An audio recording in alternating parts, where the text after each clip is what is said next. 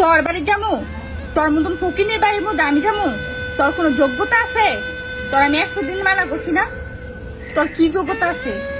আমি কি আমার জুতো হয়তো তোর বাড়ির মধ্যে যাইবো না? খাচ্ছর বেটা, ফকির নিকুন খানকার।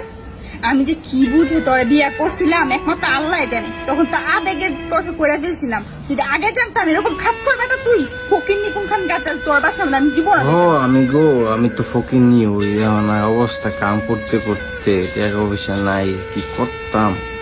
আমার তোর একটা জীবনও টিস্যু ফোন নাই, দিবি না, টিস্যুও নাই, নেক্সট টাইম যে আর আমার মুখটা ফোন মুছে দিবি না। আমি লাস্ট বার কাজ করতে বলতেছি, আর করতে। একটা বার আমি টিস্যু আছে করবো না। গো বড়? ফকির নি টিস্যু নাই? তাহলে ঠিক আছে। ইস, এত গরম, ফাঙ্কাও নাই বাড়িতে, টিস্যু মিস্যু কিচ্ছু নাই বাড়িতে। আমিও তো আমার সন্ধ্যা ভালোই ব্যথা কাম বাসে করতে না। করতে এই যে আমি পোলাটারে নিয়ে আইসা পড়ছি, একটা দিনও তো একটা ফোন দিয়ে খোঁজ খবর নিলেন অনেক না। ব্যথা। আপনি আমার আসলে একটুও ভালোই বাসেন না।